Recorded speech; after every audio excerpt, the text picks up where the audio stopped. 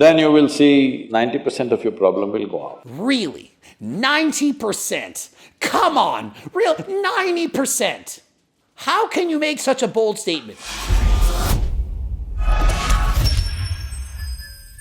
Coach Greg, and then you know there's one thing you can do that will reduce your health problems by 50%? Well, I didn't know this, but there's a video, 5 million views. I watched the video thinking, it's gotta be exercise. What else could reduce your health problem by 50%? Thought, maybe weight loss, maybe going on a diet, eating healthy. Wasn't that. Thought, maybe getting in enough sleep, reducing your stress. No, none of those things. And so, what exactly is it? Well, let's watch the video and find out.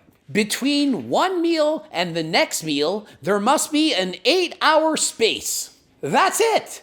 So all you need to do is space out your meals by 8 hours, and you're going to lower your health problem by 50%. We call this intermittent fasting. Does anyone actually believe that your health problems are going to be reduced by 50% just by making sure you space out your meals by at least 8 hours? So I guess Allie could have pickled pizza and wine every 8 hours, not exercise, and her health problem's going to go down by 50%. Because it's not what you're eating or how many calories you're eating or if you're overweight or obese. It's how much space is between each meal. Never mind if it's healthy. Let's just space our meals out accordingly, intermittent fast. 50% of your health problems, they be gone. So that's right into the intro. They don't waste any time. They're spoiling it. You might have had to watch the entire video to get to that. They show it right at the intro. But we're going to dive a bit further and see exactly why this is going to reduce your health problem by 50%. Intermittent fasting, space the meals out by 8 hours, and you're golden. Hunger means your energy levels start dropping, but empty stomach is a good thing. How is it good to have less energy? Last I checked, I want more energy, not less. And so if I'm hungry, and that means I have less energy, how is that good? Oh, autophagy. Autophagy. Your body's consuming its dead cells and using them up. Supposed to help you live longer. Do you know what else can cause autophagy? Training really hard. Doing 2-hour bike race. That can do the same thing and give you the benefit of burning the calories, improving your cardiovascular output, getting you a healthy heart. But no, let's just tell people to intermittent fast and at the same time tell people that when they're hungry, their energy is going to go down. If you're hungry, it's a sign you should eat. It's how the body works with hormones. If your body's giving you signals for hunger from ghrelin, it means it's a signal you probably should eat. And if you're fasting for 16 hours every day, you're probably going to get hungry. Why are such beneficial ancient practices being labeled orthodox and then immediately implemented once there is a Western approval? That's because you don't have the right color of the skin. And to me, this is bullshit. They're saying, oh, we've proven that autophagy is a good thing. It's won a Nobel Prize. And why haven't people been listening to us? It's because of the color of our skin. No, it's not. If you're brown, black, white, green, I don't care. We're not listening to you because of the color of your skin. I am speaking to the quality of the information presented and not the color of your skin. So everybody is very hungry. By the time it's 3:30, 4 o'clock in the evening, they're extremely hungry. Why can't you just eat? Is there something magical that happens between 7 and 8 hours? Oh, it's bad. I want to eat every 6 hours, but I'm supposed to eat it every 8. Why? At the end of the day, say it with me, calories in, calories out. Whether your meals are spaced apart by 8 hours, 6, 4, 2, calories in, calories out. If you're overweight or obese, not active, that is going to put a strain on the human body. Increase your chances of having health problems. If you eat healthy and exercise, regardless of how often you eat, you are going to lower your risk of having health problems. So it's not the time between meals, it's how much you're actually eating, what you're eating, and how much exercise are you doing. Are you in a surplus, deficit, or maintaining your weight? But we learn to live with that because hunger, empty stomach and hunger are two different things. Of course. I could eat one piece of pizza and still be hungry. I don't have an empty stomach, I just ate a slice of pizza. I'm still hungry because I just did a 3-hour bike ride. And to the opposite extent, I could have an empty stomach and not be hungry because before bed I had a 16-inch pizza, woke up empty stomach, not hungry. Yeah, because you ate so much food the night before. Or you're not hungry because you've eaten so many calories you're 100 pounds overweight. You're not hungry because you're morbidly obese and you're eating too much. So why are you saying this in this video?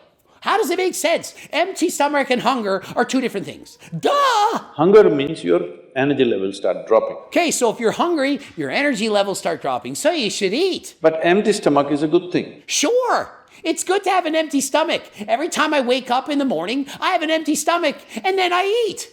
I don't then have to continue to fast. I'm hungry for breakfast, I'm going to eat.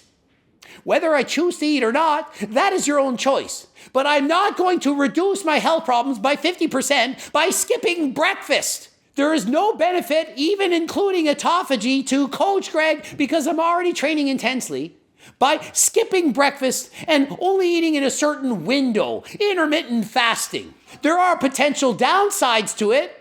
Decreased athletic performance, don't have the energy to ride my bike as hard, skipping meals, having less opportunities for muscle protein synthesis to occur. You ever thought of that? But what we know by our experience, you will spend $1 billion to come there. Your body and your brain works at its best only when your stomach is empty. That is debatable.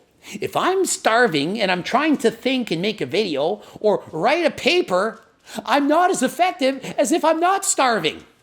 I don't function better when I have an empty stomach. Some people, maybe they perform better when they're not eating too much. There's a difference between overeating and eating nothing. I promote balance somewhere in the middle. So we always make sure we eat in such a way, how much ever we eat, our stomach must be always empty within 2 to 2.5 hours time maximum. So that means they can only eat quick digesting protein?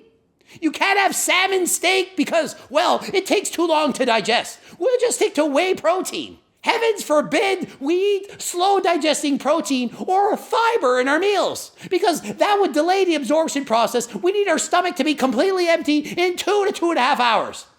Why? What scientific information, what research have you done that stated that? So we go to bed hungry always. People think they cannot sleep. They can sleep. For 25 years on an average, I slept only 2.5 to 3 hours. So he's saying you have to go to bed hungry, and in doing so, it allowed him to only need 2.5 to 3 hours sleep each night. That we waste our lives sleeping. Those doctors, researchers saying you should sleep 7 to 8 hours a night? Bullshit! Starve yourself and you only need 2.5 to 3 hours sleep a night. Why? Because you said so? Oh, but they don't listen to us because of the color of our skin. It's not the right color. No, it's because you're trying to promote sleeping 2.5 to 3 hours a freaking night. Because in the next 10 days, I'm in 5 different countries doing I don't know how many events. He's going to 5 different countries in 10 days, hardly eating, and functioning super healthy, so let's do what he does. Let's do what he says. Just because he gets by on 4 hours sleep a night doesn't mean you can or should. How is that quality information? Suggesting that you should sleep less. We waste our lives sleeping. So, you're able to keep this up simply because you don't overeat. It's very, very important. He's saying he can keep this up because he doesn't overeat. That if you eat too often or too many calories, that's when you need that extra sleep, 7, 8 hours. So starve yourself, intermittent fast, and you won't need to sleep. 4 hours, maybe less. It sounds amazing, but is it really? Everybody eats 2 meals. I generally eat only 1 meal. Really, I eat 4 to 5 a day. So let's take intermittent fasting a step further. Oh, you eat every 8 hours? That's not good enough. I have 1 meal a day. I'm OMAD. That's why I don't need sleep. I don't want to sit in front of a plate and have to worry about how much I get to eat. I eat 1 meal a day at 4:35, and I eat as much as I want. I eat multiple meals a day, 4 or 5, and I'm always full, always happy, always satisfied, and I love what I eat. Or you can do your diet and eat 1 meal a day at 4:35. Probably only need 4 hours sleep. But Coach Greg, you're a horrible person because you're calling this guy out. You're telling people what they need to hear, not what they want to hear. I want to hear that I can lower my health problems by 50% while eating everything I want and only sleeping 4 hours. Sounds amazing. But is it too good to be true?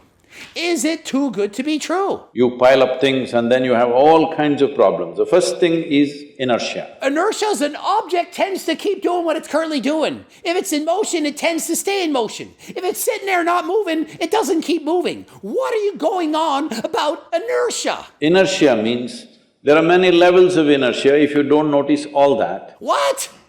That's not a definition. The amount of sleep that you have is inertia. So are you saying that if you're always sleeping 4 hours, you only need 4? If you're always sleeping 8, you only need 8? Because your body tends to need to keep doing what it's already been doing? Guess what?